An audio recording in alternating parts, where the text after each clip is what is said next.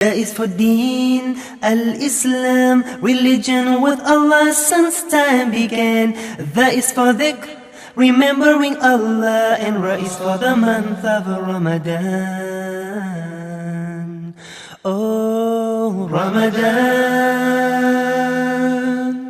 That is for Zakat, to cure our greed, when we give our money to those in need. Sa is for Salamun Alaykum, peace be with you, wa alaykum assalam.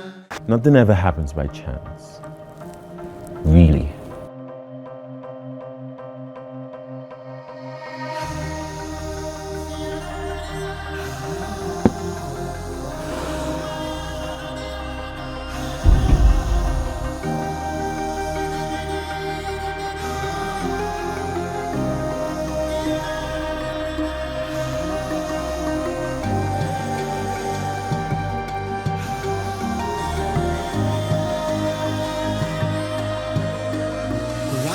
Now, they don't know your name. They will see your game. Turn the dark to light. Answer the call. No one can stop your shine. The world Focus on the destination and not the journey, or where you're from.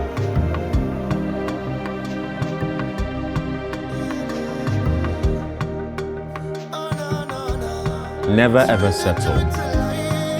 Make big moves from your small space.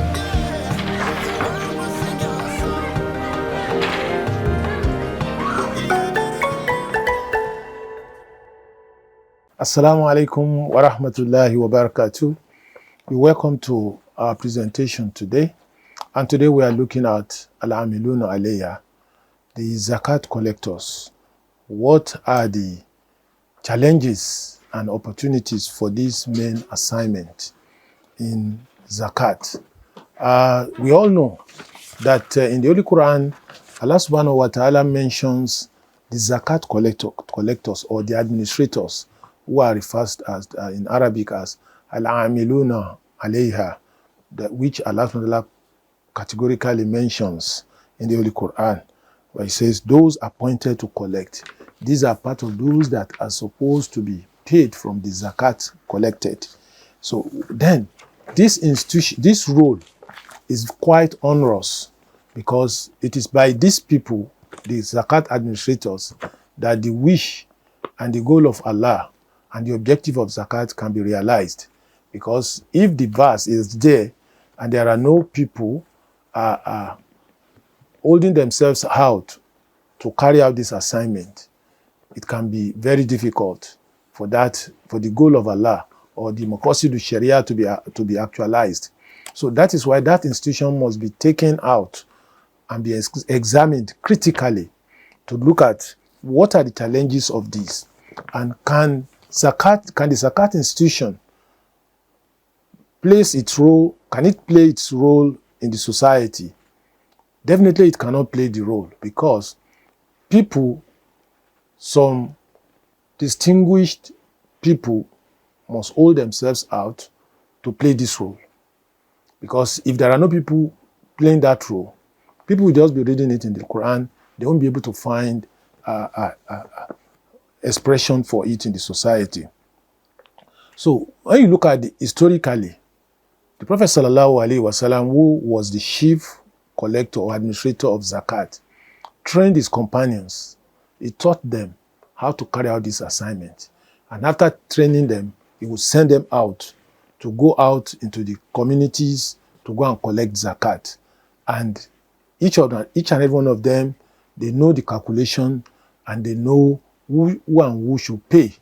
So you cannot hold yourself out for this assignment if you are not trained for it. It's a professional assignment. It is not for every Tom, Dick, and Harry. It is for those who have received adequate training, expertise to carry out the assignment. In the modern world, this role has become more critical and more sensitive than people who are carrying out the assignment must be people of proven integrity. And they face a lot of challenges. Some of the challenges which they face are, one, there is lack of standardized regulatory framework for the work. We don't have a standard regulatory framework. Nobody is regulating them because most countries probably leave this out for the private sector to handle. It's not part of the public sector. But ideally, this should be the role of government. The government must be the one that will ensure the efficient, judicious, and effective administration of this assignment. So there is absence of uniform zakat laws across Muslims, majority and minority countries. Then the different interpretations of al-amiluna alayha and their responsibility is also holding sway. Some people some turn themselves to al-amiluna alayha. Some just leave this for whoever is available to do it. And then there's challenge of governance and accountability and transparency in this regard. Then there's problem of trust deficit and public perception. And you have cases of corruption and mismanagement of zakat fund by some unscrupulous individuals. Then the donors then prefer that, let me give it directly to those. And most of the time, the donors does not have the expertise, the knowledge, the experience to know who should pay and who should be giving. That's because of trust deficit by some unscrupulous enemies. Then there is technological adaptation and digital zakat management. Some do not even think that technology can be leveraged or can be deployed for effective collection and effective distribution of zakat. So that's another challenge. Another challenge is socio-economic and political barriers. So governments sometimes interfere into this affair and they are not qualified to do so. So then bureaucratic inefficiencies is also limiting effective distribution, as well as economic downturns. When there are economic downturns, it naturally affects collection of zakat, because a man who was able to pay last year, just because of inflationary scenarios, he won't be able to pay this year, and that is cutting across most of the countries. Then you have what we call human resource and capacity development issues. Some are not trained for this, and those who are actually trained for it are so minimal that it leaves a lot of gap of qualified people to do this assignment. So inadequate training of zakat administrators on modern financial management is there. The lack of standardized certification for AMIL professionals, as well as the need for ethical leadership in zakat institutions, is another problem. But despite that, there are many opportunities for zakat AMIL in the modern world. Number one, institutionalizing zakat for greater impact. We must establish national and international zakat management bodies that will meet to harmonize the various standards you have in various countries. Then integration of zakat into poverty alleviation programs. Now you can alleviate zakat into poverty alleviation programs for our country. Then we need also to partner with NGOs, Islamic bodies, and fintech companies. Fintech companies are those that will design mobile apps for zakat collection, so that people can do the calculation of their wealth in their private homes and they can pay their zakat as appropriate. Then there's need for us to leverage on technology for efficiency, because digital platforms today, they can achieve for us seamless zakat collection as well as disbursement. When we leverage technology, we can achieve that. Smart contracts for transparent and efficient zakat allocation is also available. Also, mobile applications for real-time tracking of zakat project is also available these days. Al-Amil, an administrator, can leverage on this to achieve efficiency. Not only that, we can also enhance public trust through transparency and accountability. The moment we are transparent and we allow technology to hold sway, it becomes easy for us. People can see what we are collecting, and they can see how we are tracking it and how we are disbursing it. That really, in real time, we can know who is deserving, who is collecting, and from those who are not deserving, who are collecting. Then we can also enhance the role, expand the role of Al-Amil beyond collection. So the Amil's role goes beyond collecting zakat. He has the opportunity of what we call providing financial literacy programs to zakat beneficiaries. We don't only collect, we also try to build the capacity of the collectors so that when they collect the zakat, they can judiciously invest it. And that zakat too, so that those who are recipients today can become payers tomorrow.